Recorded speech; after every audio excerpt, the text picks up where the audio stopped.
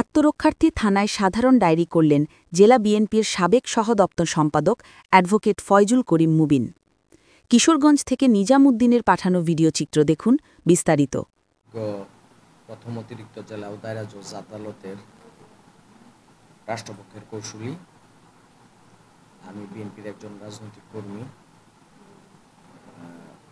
এইখানে আমার জিডিতে সুস্পষ্ট উল্লেখ আছে যে এইখানে প্রায় 5ই আগস্টের পর হতে সিরিয়ালি এই বিগত রাত 1:27 লাস্ট আমার ফোনে মেইল আসে পাসওয়ার্ডের।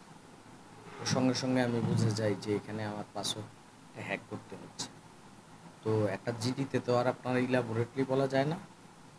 তো এখানে আমার যতদূর খেয়াল আছে নানা ধরনের হুমকি আছে। এই টোটাল টাইম পিরিয়ডে একটা হামলার ঘটনার কথা সুস্পষ্টভাবে উল্লেখ করা আছে এবং কেন ওইটার ব্যাপারে আইনানুগ ব্যবস্থা নাই সেটাও বলা আছে।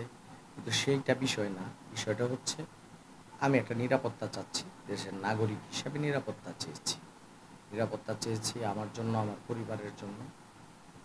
এবং দেশের আইন বিশ্লেষকরা আছেন, ওনারা এই ব্যাপারে গুরুত্ব বহন করবেন যে এই ক্ষেত্রে নিরাপত্তার বিষয়টা কীভাবে হবে। সমুদয় জনগোষ্ঠীর কথা বলবে আইন প্রশাসন যে আমাদের জনগোষ্ঠী তো এই পরিমাণ, এখানে তো এইটা অ্যাফোর্ড করা চলে না। প্রকৃতপক্ষে ক্রিমিনাল লয়ার হিসাবে এখানে অনেক উন্নত রাষ্ট্রের অনেক উন্নত ব্যবস্থা থাকা সত্ত্বেও আমার বক্তব্য হলো আমাদের দেশের যে অপ্রতুলতা সেটা আমি জানি। সেটার মাঝখান থেকেও যতটুকু এদেশে আমাদের রাষ্ট্রীয় ব্যবস্থাপনায় অ্যাফোর্ড করা যায় সেখান থেকে আমি নিরাপত্তা চাওয়া, এখান থেকে আমার জিডিটা করা। আপনি কয়টা বাজে জিডি করতে গেছিলেন? আমি তো জিডি করতে প্রায় 12টা-1টার এই সময়কার মাঝে আমি জিডিটা করতে চাই আমাদের কিশোরগঞ্জ মডেল থানায়। আমি গিয়ে ওইখানে ভারপ্রাপ্ত কর্মকর্তা সাহেবকে ফোন দিলে উনি ওইখানেই আসেন, ওনার অফিসে বসেন, সেখানে জিডিটা রেডি করি। মামলার তদন্তকারী কর্মকর্তা এই কর্মকর্তা বলতে যাকে আমি দেখলাম, আমি বেরিয়ে আসার সময় থানা থেকে ওনার সাথে আমার দেখা হলো। আমার নামটা শামীম, বোধহয় শামীম ওনার নাম।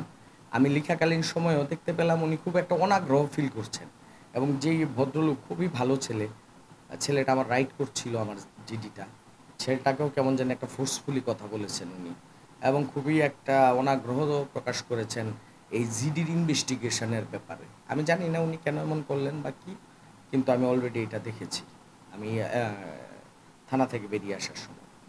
আসলে এইখানে নিরাপত্তাহীনতা তো অবশ্যই আপনাকে যে পিরিয়ডিক্যাল সিচুয়েশান বললাম ওই সময় অনুযায়ী তো এটা অবশ্যই নিরাপত্তাহীনতায় আমি ভুগছি। তো আমি ভাববো যে হ্যাঁ, নিরাপত্তাহীনতায় ভুগছি, কারণ এখানে নানা সময়ের হুমকির কথা আছে।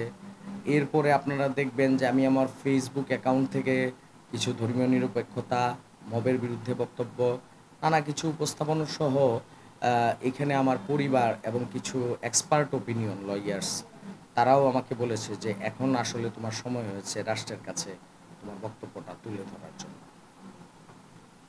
শুধু ঊর্ধ্বতন কর্মকর্তার নিকট না, বর্তমানে এটা একটা অন্তর্বর্তীকালীন সরকার। আমি অন্তর্বর্তীকালীন সরকারের প্রধান উপদেষ্টা আমাদের নোবেল বিজয়ী ডক্টর ইউনূস স্যার এবং আমাদের আইন বিশেষজ্ঞ আমাদের আইন উপদেষ্টা ডক্টর আসিফ নজরুল স্যারের পর্যন্ত আমি এটা তো দৃষ্টিগোচর করতে চাই যে এই ক্ষেত্রে আমি কী ধরনের সাহায্য পেতে পারি। বা তার সাথে আমার হিউম্যান রাইটস ওয়াচ আছে, মানবাধিকার কমিশনের বিষয়ও আছে। অ্যাজ এ লয়ার ওনারাও এই বিষয়টা ভেবে দেখতে পারেন।